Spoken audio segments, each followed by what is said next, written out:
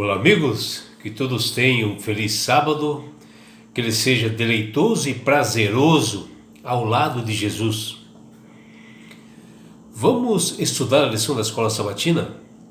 E hoje inicia-se um novo trimestre, que ele tem como título Vida e Morte e Eternidade. E a lição de hoje, ela tem como título Rebelião em um Universo Perfeito. Hoje, 24 de setembro. A lição que inicia-se nesse trimestre, ela fala da esperança que todos nós, como cristãos que acreditamos e temos fé em Jesus, que nós tenhamos esperança, que nós possamos acreditar que existe um Deus no comando do universo, mesmo diante das adversidades e aflições. E que Deus, ele sempre quis ter assim, uma harmonia entre os seres humanos, que ele tivesse assim, um relacionamento íntimo, assim, na paz, na tranquilidade. Porém, esse plano divino, ele foi manchado, através do pecado que entrou entre nós. E a partir daí vieram as aflições, os sofrimentos, e a morte apareceu entre nós. E também para a natureza, houve uma transformação da natureza. Porque a partir daquele momento do pecado, quando entrou no ser humano, as flores começaram a morrer, as folhas começaram a morrer, a secar e cair, e tudo começou a entristecer no universo. E isto, às vezes vem uma pergunta, de vocês, das pessoas em geral: mas e por que o mal entrou no ser humano? Quem criou o mal? Bom, o que nós temos que entender que nós, seres humanos, nós não fomos as únicas criaturas criadas por Deus, dotadas assim de razão, de sabedoria, de inteligência e poder de decisão, que é o livre-arbítrio. Deus também criou os anjos, até mais inteligentes do que nós, que também tinham poder de decisão, que está lá em Jó, no capítulo 38, versículo 4 a 7. E os anjos, eles foram criados muito antes do universo ser criado, do que o mundo. Quando o mundo foi criado, já existiam os anjos. E esses anjos, eles tinham poder de decisão. E Deus sempre deu esse poder para as pessoas, para esses anjos, para esses seres. E antes de Deus criar os céus e a terra, o ser humano, as maravilhas, que fala no livro de Gênesis, no capítulo 1 e 2, em um determinado momento no céu, quando Deus estava assim projetando ainda criar o universo, ainda criar o homem, lá no céu aconteceu uma grande rebelião provocada por um anjo de luz chamado Lúcifer, que ele era um regente do coro celestial. E para vocês terem ideia, ele era a quarta pessoa.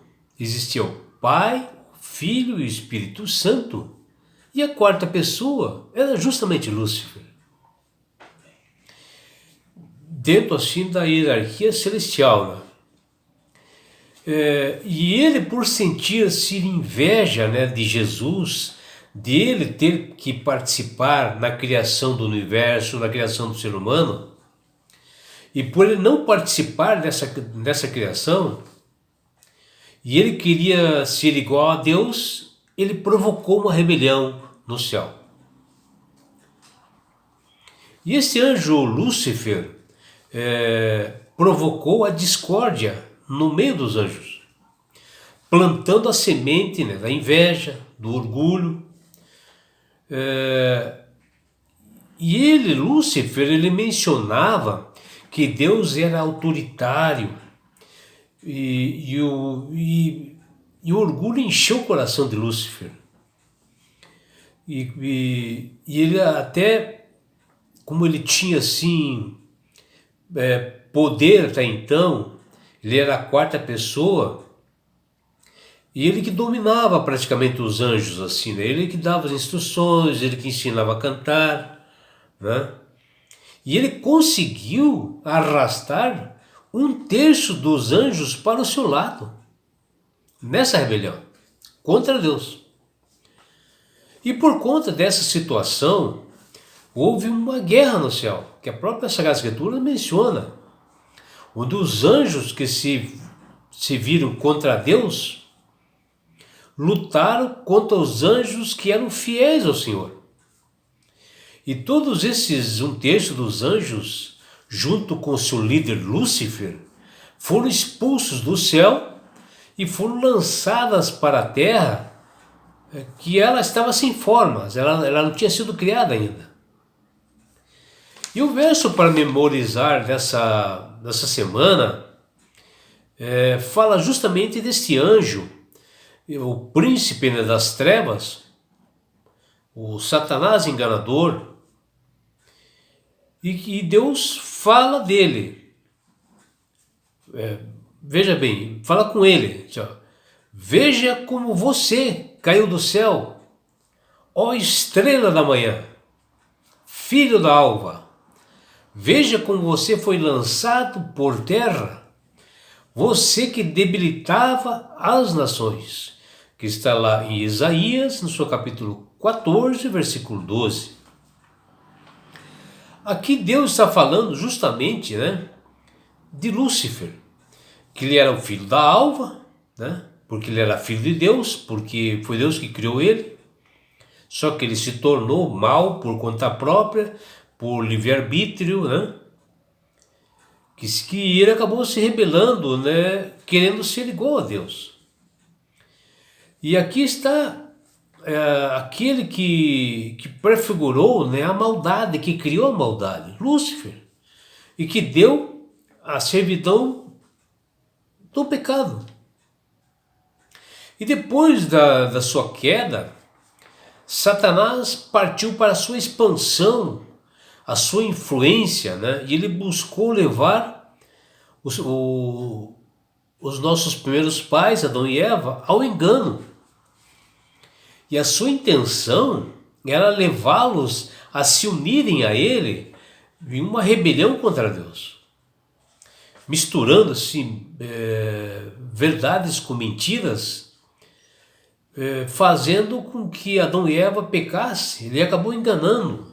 Até ele apareceu diante de Adão e Eva, incorporando numa cobra, né?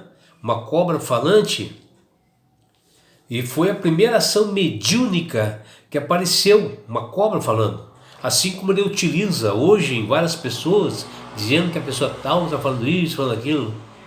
Na verdade é Satanás que utiliza isso aí. E aí que vem, sabe, na nossa mente, né? Como que é esse inimigo, né?